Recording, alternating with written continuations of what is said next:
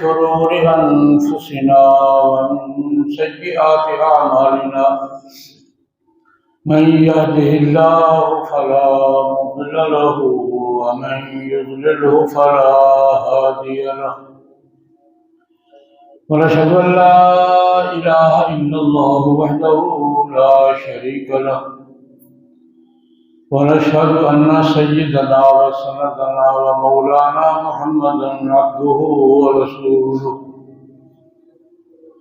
صلى الله تعالى عليه وعلى آله وأصحابه وأزواجه وبناته وأتباعه أجمعين. أما بعد فأعوذ بالله من الشيطان الرجيم. بسم الله الرحمن الرحيم. ومن الناس من يشتري لهو الحديث ليضل عن سبيل الله بغير علم ويتخذها هزوا أولئك لهم عذاب مهين. صدق الله العظيم. بزرگان محترم، برادران اسلام، قرآن مقدس کی ایک آیت کریمہ تلاوت کی ہے. مختصر وقت کے اندر اس آیت مبارکہ کی روشنی میں کچھ ضروری باتیں عرض کرنے کی کوشش کروں گا. اللہ جل جلالہ وعظم روانہ کی بارگاہ میں دعا فرمائیں، خداوند ذوالجلال مجھے صحیح عرض کرنے کی، آپ حضرات کو صحیح سننے کی، مجھے آپ کو سب مسلمان بلکہ انسان بھائیوں کو صحیح بات سمجھنے، قبول کرنے اور اس پر عمل کرنے کی توفیق عطا فرمائے. اس آیت کریمہ میں اللہ رب العزت نے مکہ مکرمہ کے ماحول، جناب نبی کریم صلی اللہ علیہ وسلم کا 13 سالہ مکی دور، اس دور کے حوالے سے ایک واقعے کی بات کی ہے.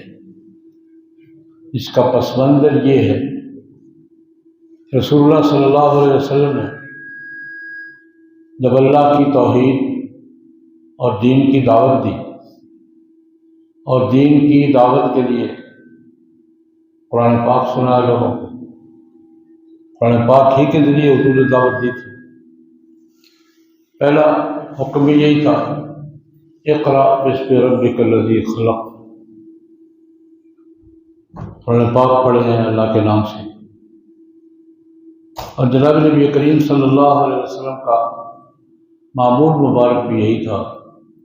مختلف مجلسوں میں جاتے تھے، جو بھی مجلس ملتی تھی، غمی کی مجلس، خوشی کی مجلس، کوئی اور تقریب، حتیٰ کہ جو میلے لگتے تھے وہاں بھی حضور تشریف لے جاتے تھے، قرآن پاک پڑھتے تھے. اللہ کا کلام ہے، اس کلام کو قبول کرو اور اس کلام کی تابعداری کرو.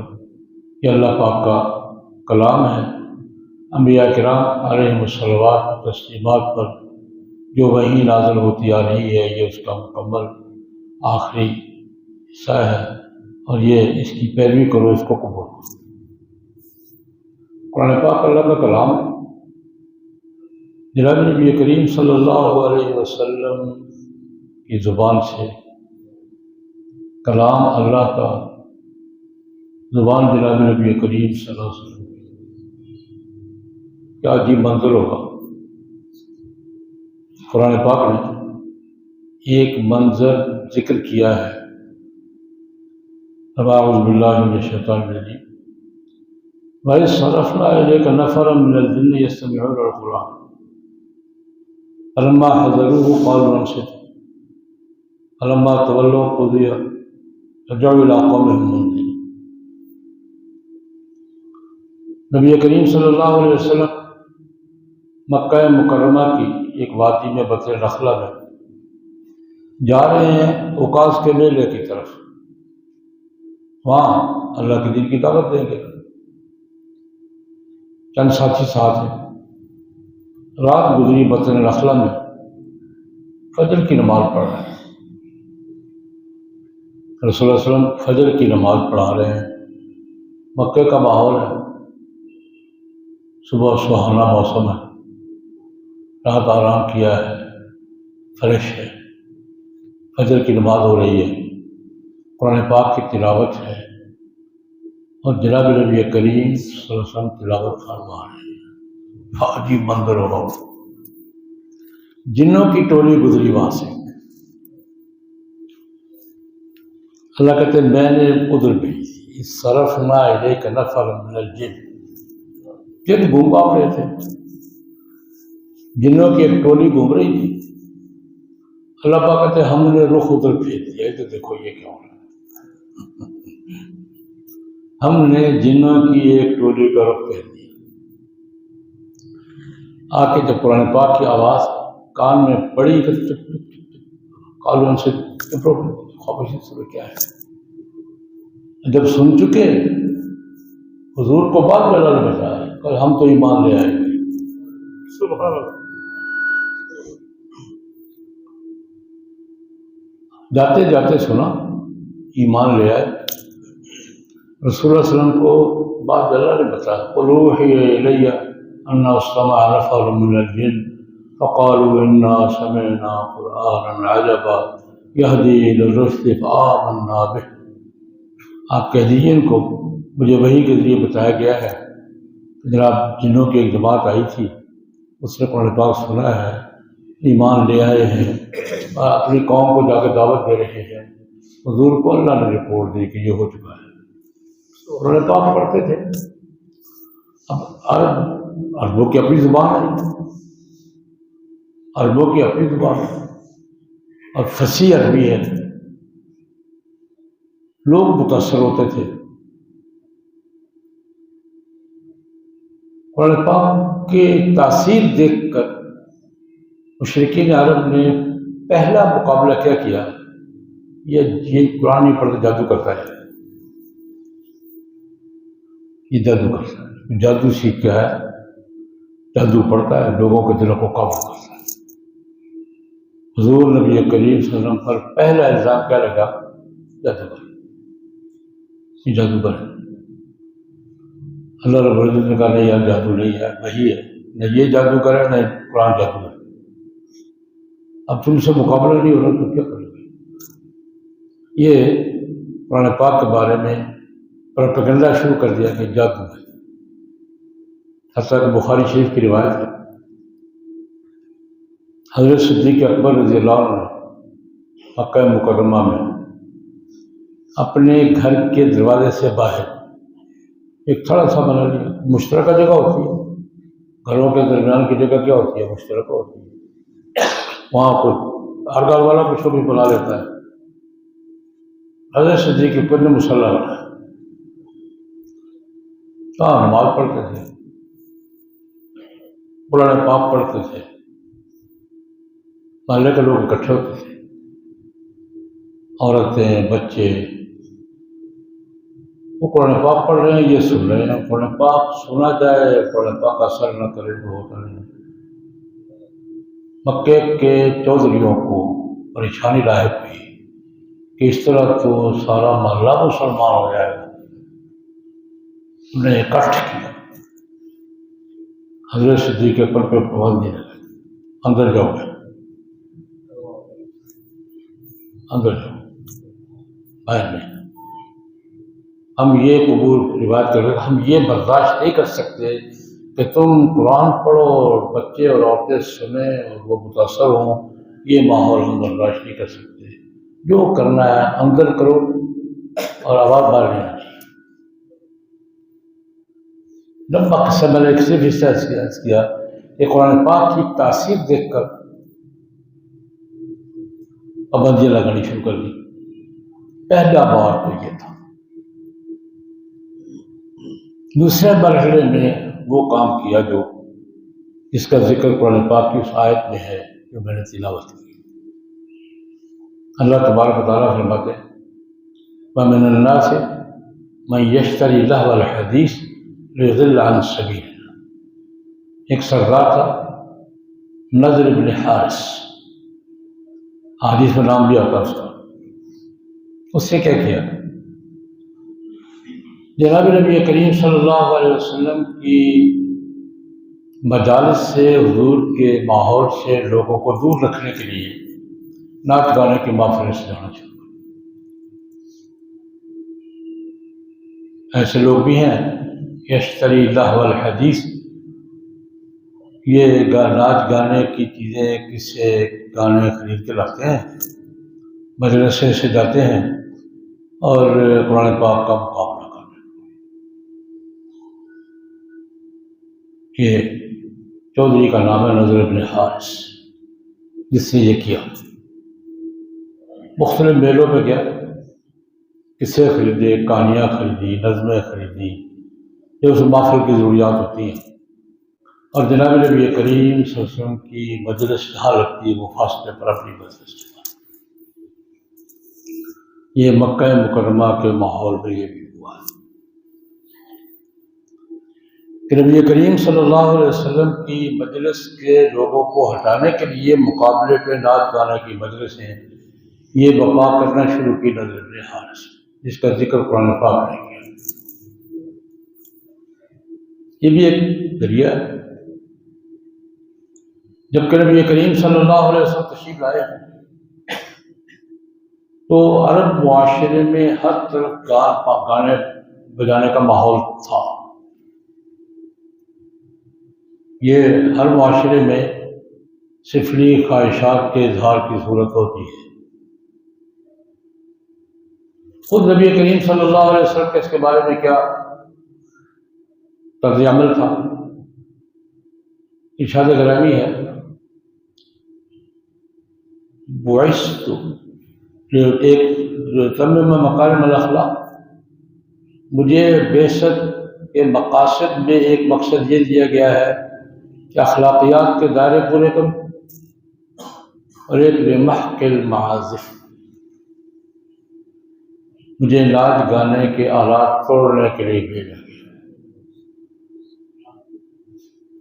مجھے ناچ گانے کے آلات توڑنے کے لیے بھیجا گیا ہے۔ نبی کریم صلی اللہ علیہ وسلم نے تشریف لائے ہیں، چاروں طرف تھے، میرے لیے بھی پہلے تھے، عرب میں ہوتا تھا۔ میں ساری بات کا خلاصہ یہ عرض کروں گا کہ نبی کریم صلی اللہ علیہ وسلم جب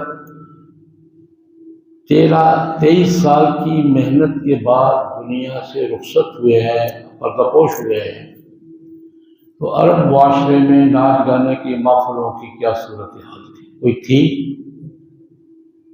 کوئی میلہ رہ گیا تھا؟ کوئی ناچ گانا رہ گیا تھا؟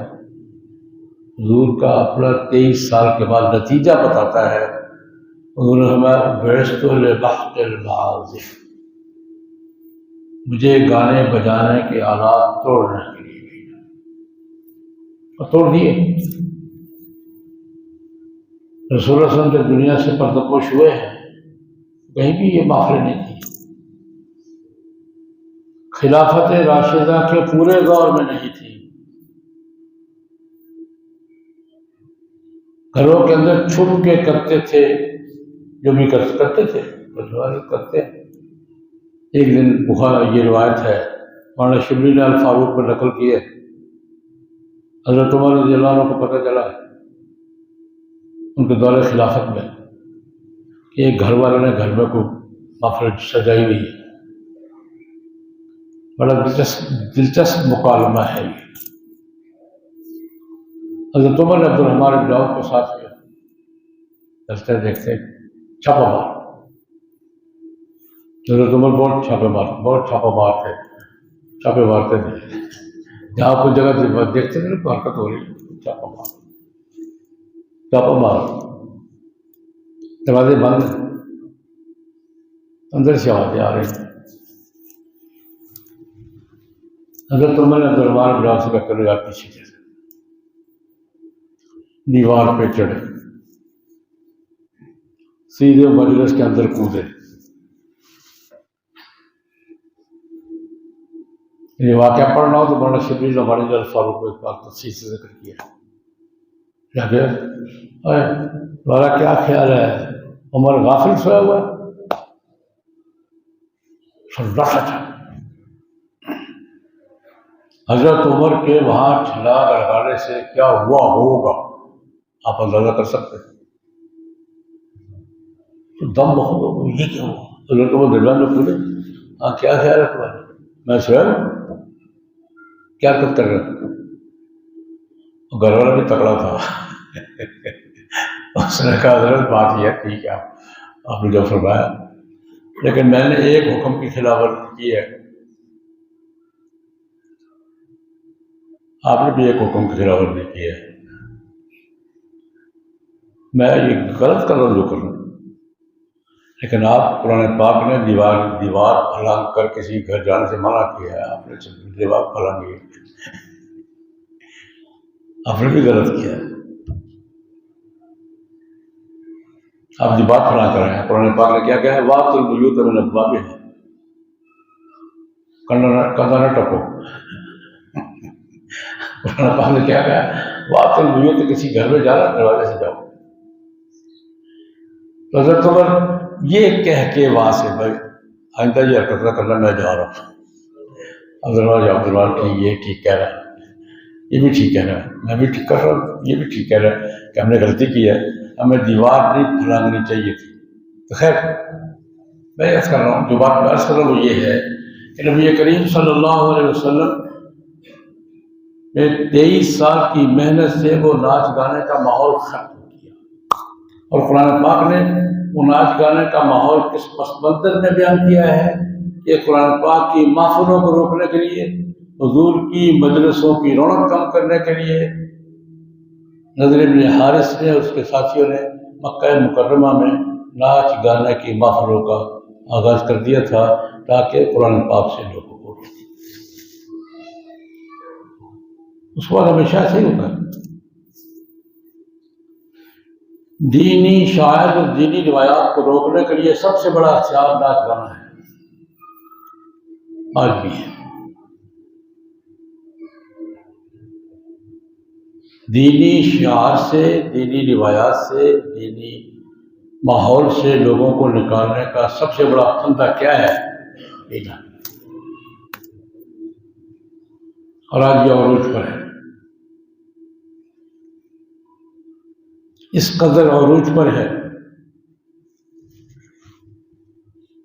عالم اسلام چیخ رہا ہے، چلا رہا ہے غزہ پر، فلسطین پر، اپنے مظلوم بھائیوں کی مدد کے لیے، ان کی مظلومیت پر، اور ہم یہاں پورے پاکستان میں کل سے میوزک کنسرٹ کے نام سے ناچ گانے کی محفلوں کا آغاز ہے۔ استغفر اللہ۔ کر رہے نہیں کر رہے؟ کتنے دنوں کا پروگرام ہے؟ کہاں کہاں ہے؟ کل اسلام آباد کے علماء بھی اکٹھے ہوئے تھے، اسلام آباد کے علماء نے کل مشترکہ پریس کانفرنس کیا کہ یہ نہیں ہوگا، اور مجھے بھی میسج آیا کہ اسلام آباد کی انتظامیہ نے منسوخ کرنے کا ہے۔ ہم 2 میٹنگیں کر چکے ہیں یہاں گجرانوالہ میں، اب کے معلوم ہے کہ ہماری الحمدللہ یہ روایت ہے کہ جب بھی کوئی ایسا موقع آتا ہے تو ہم اکٹھے بیٹھتے ہیں۔ دیوبندی کل میٹنگ ہوئی ہے، دیوبندی، بریلوی، احمدی، علماء، جماعت اسلامی سارے ہم اکٹھے ہوئے نہیں، عام حالات میں بھی ٹھیک نہیں ہے، لیکن اس وقت زخموں پر نمک چھڑکنا، وہ مر رہے ہیں بیچارے، تم مذاق اڑا رہے۔ ہم نے کل مشترکہ طور پر احتجاج کیا، کل بھی کیا، 1 دن پہلے بھی کیا، اور پھر ہم نے باقاعدہ تمام مکاتب فکر کے علماء کرام نے مل کر جی ڈی روڈ پر کیمپ لگانے کا فیصلہ کیا ہے، کل لگ جائے گا انشاءاللہ۔ ان کی مدد ان سے ہوتی نہیں، یہاں ناچ کرنا شروع کر دیا تو خدا کا خوف کرو یار،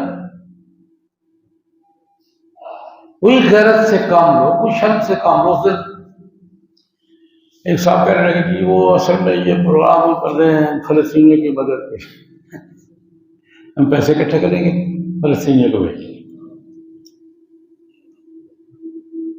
یہ میں نے کہا میرے بھائی بیت اللہ شریف جانے کا اتفاق ہوا ہے، اللہ پاک سب کو لے لے۔ بیت اللہ پورے پر چھت ہے کیوں جی؟ بیت اللہ جنہوں نے دیکھا ہے، میں نے الحمد للہ بہت بار دیکھا ہے، اللہ پاک سب کو دکھایا ہے، بار بار دکھایا ہے۔ بیت اللہ کی کیفیت فوٹو تو دیکھی ہوگی نا، سارے بیت اللہ پر چھت نہیں ہے، تو حصہ باہر ہے، یہ حصہ باہر ہے جناب نبی کریم صلی اللہ علیہ وسلم کی بعثت سے پہلے بیت اللہ دوبارہ بنایا گیا تھا۔ حضور ابھی نبوت کے اعلان ہوا تو حضور تھے، حضور شریک ہوئے ہیں اس میں، بلکہ بیت اللہ کی دوبارہ تعمیر میں ایک جھگڑا ہو گیا تھا، فیصلہ حضور نے کیا تھا۔ بیت اللہ کی عمارت کو غلاف کو آگ لگ گئی، کچھ چھت جل گیا، قریش نے فیصلہ کیا دوبارہ بنا بیت اللہ شہید کے دوبارہ بنا۔ ابو جہل نے اعلان کیا تھا، ابو جہل نے اعلان کیا تھا کہ اللہ کے گھر کی تعمیر کر رہے ہیں خالد صاحب کا لال مل مزدوری کی کمائی کرنا، کوئی حرام کی کمائی، کوئی لاج جانے کے، کوئی جوش ہوئے کی نہ، اللہ کے گھر کی تعمیر میں ہم نہیں لگے۔ یہ کس نے کہا تھا؟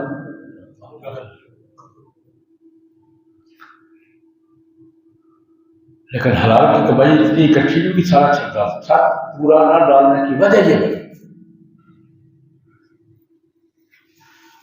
ابو جہل نے خود کنٹرول کیا سارا معاملہ، کہ حرام کوئی نہیں، اللہ کا گھر بنا رہے ہیں، بیت اللہ شریف تعمیر کر رہے ہیں، محنت مزدوری آپ حلال کی کمائی، جوا شوا نہیں آئیں گے۔ روایات میں آتا ہے کہ اتنی پیسے اکٹھے نہیں ہو سکے کہ پورے فیصلہ بچہ ڈال پڑے، تھوڑا ڈال ہو رہا حلال کا ڈال،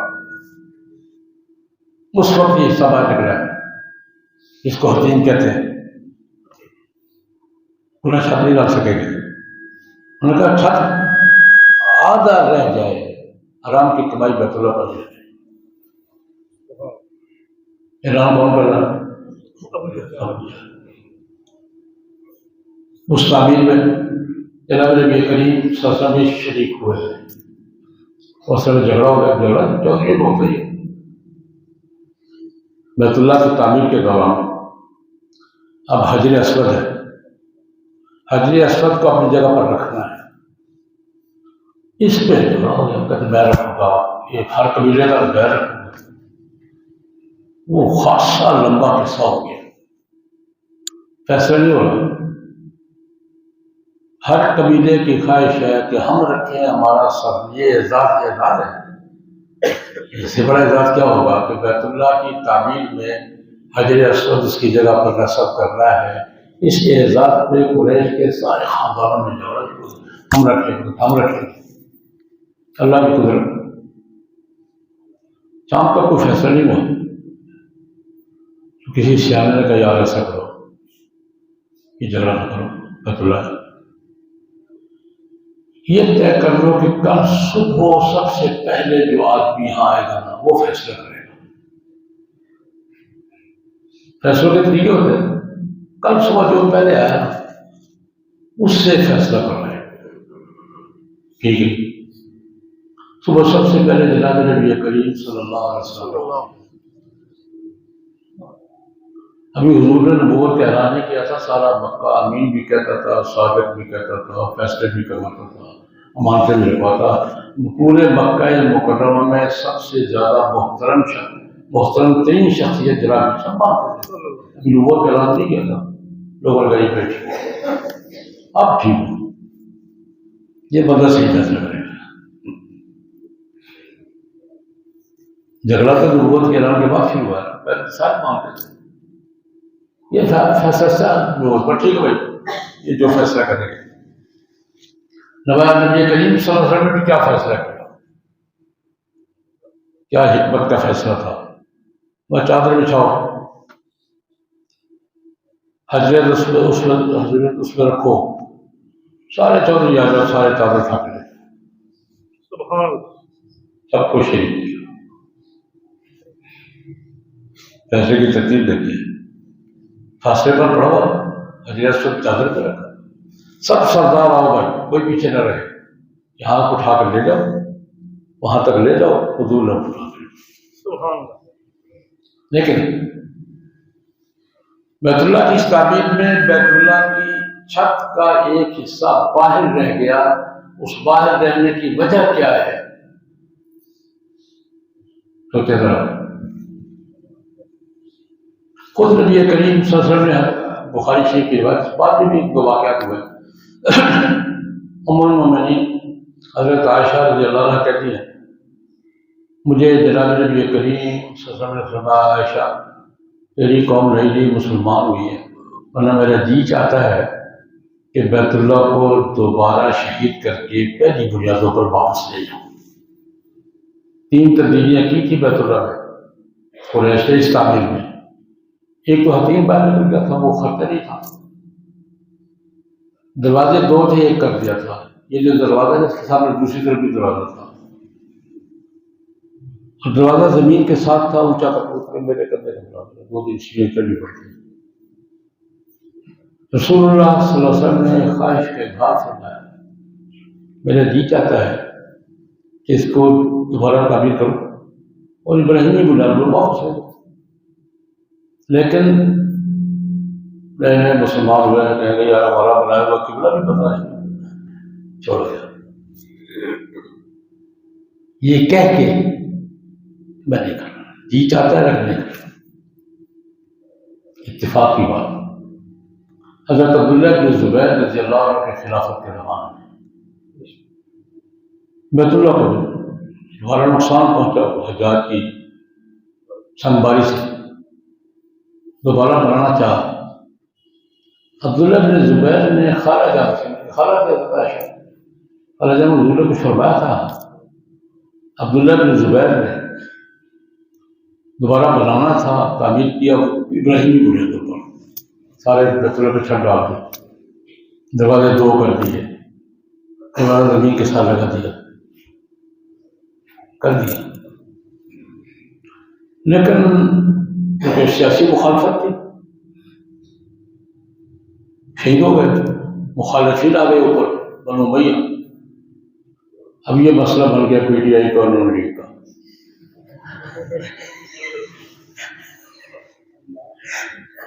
سمجھ میں آ گیا کہ نہیں؟ انہوں نے کہا یہ انہوں نے بنایا تھا، میں نے لڑا تھا. ٹھیک ہے، انہوں نے گرا کے پھر پرانی بنیاد پر. عبداللہ بن زبیر شہید ہو گئے تھے، شکست کھا گئے تھے. بعد میں آنے والوں نے یہ کہہ کے کہ عبداللہ بن زبیر کا بنایا ہوا ہے ہم نہیں برداشت کریں گے، دوبارہ گرا کے وہ قریش کی بنیاد پھر کر دیا.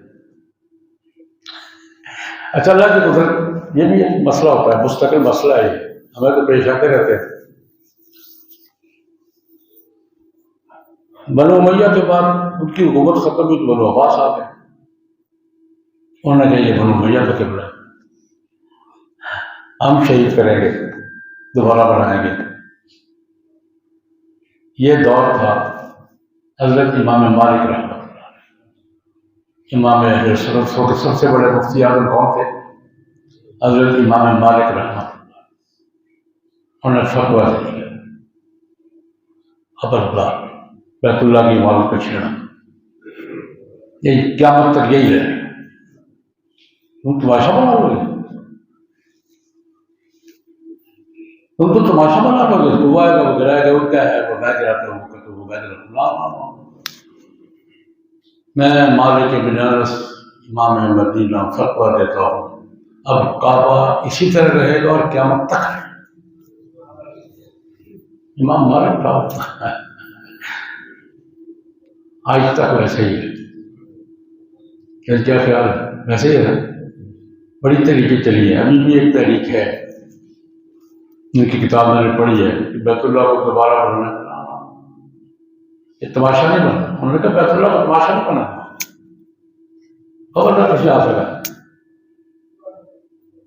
امام مالک رحمۃ اللہ علیہ کے فتوے کی طاقت تھی اور اس کے پیچھے حق کی قوت تھی. نہیں، خیر میں تفصیل میں آ گیا. میں نے اس کیا ہے کہ بیت اللہ کی تعمیر جب ہو رہی تھی تو ابو جہل نے اعلان کیا تھا کہ جناب حق حلال کی کمائی لائیں، اس سے جتنا بن گیا بنائیں گے، اس میں جوئے کی حرام کی کمائی نہیں ہوگی. میں نے کہا اس میں تو بیت اللہ کی تعمیر میں حرام کی کمائی نہیں لگنے دی. اور ہم بیت المقدس کی مدد کے لیے نعت گانا کروائیں۔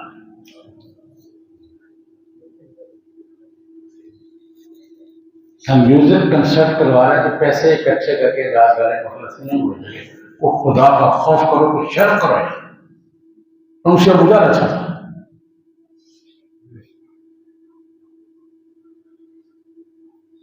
ابو جہل تم سے اچھا تھا، بیت اللہ کی تعمیر میں حرام کی کمائی روک دی اسے۔ تم میوزک کنسرٹ کروا کے فلسطینی کی مدد میں پیسے نہ بھیجا کرتے، اپنے پاس رکھو۔ دیکھیے بات ایمان کی ہے، بیت اللہ کی محبت کی ہے، بیت المقدس کی محبت کی ہے، یہ نہیں ہوگا۔ ہم نے کل علماء کرام کے مشترکہ اجلاس میں کہا ہے نہیں برداشت کریں گے۔ آپ کا کیا خیال ہے؟ نہیں کریں گے۔ اسلام آباد والوں کو منسوخ کروا دیا، اسلام آباد کو علماء اکٹھے ہو کر نہیں کرنے دیں، یہاں بھی انشاءاللہ نہیں ہوگا۔ میں ضلع انتظامیہ سے دو باتیں کہنا چاہتا ہوں اس موقع پر۔ پہلی بات یہ کہ ہمارے کچھ نوجوان میدان میں آئے ہیں، فرقان بٹ تہذیب وغیرہ، میں نے اس کو بھی کہا اس کو اکیلا نہ سمجھے، ہم پیچھے کھڑے ہیں۔ جو نوجوان مزاحمت کی بات کرتے ہیں ان کو اکیلا نہ سمجھے، ہم پیچھے کھڑے ہوں گے۔ ایک بات۔ دوسری بات سوچ سمجھ کے ضلع انتظامیہ جس بات میں ہم سے تعاون مانگتے ہیں ہم کرتے ہیں نہیں کرتے۔ یہ ون وے ٹریفک نہیں ہے کہ تم دین کے معاملے میں ہمارے ساتھ تعاون نہ کرو، ہم ہر معاملے میں تمہارے ساتھ تعاون کریں، نہیں ہوگا۔ جب شہر کا معاملہ ہوتا ہے امن کا، ہم تمہارے ساتھ کھڑے ہوتے ہیں۔ آج دین کے معاملے میں تم سامنے کھڑے ہو، کچھ خدا کا خوف کرو، یہ ون وے ٹریفک نہیں چلے گا۔ اگر تم دین کے معاملے میں ہمارے ساتھ تعاون کا تیار نہیں ہو تو شہر کے معاملات میں ہم سے تعاون کی توقع مت رکھو۔ پہلے دو ہاتھ سے بچتی ہے، اس سے میری درخواست ہے دل انتظامیہ سے خدا کا خوف کرو۔ یہ لاش گانے کی وجہ سے کرو لیکن اس موقع پر یا خوب بیچارے مر رہے ہیں، ذبح ہو رہے ہیں، تم لاش گانا کر کے خدا بنا رہے ہو۔ کیونکہ کل فیصلہ ہوا تھا علماء کے مشترکہ اجلاس میں کہ میں نے آپ سے یہ باتیں عرض کرنی ہے، ان کے حکم کے مطابق جو فیصلہ ہمارا اجتماعی ہوگا انشاءاللہ ہوگا، اور یہ کارروائی ہم شہر میں نہیں ہونے دیں گے انشاءاللہ۔ اللہم صلی علی سیدنا محمد۔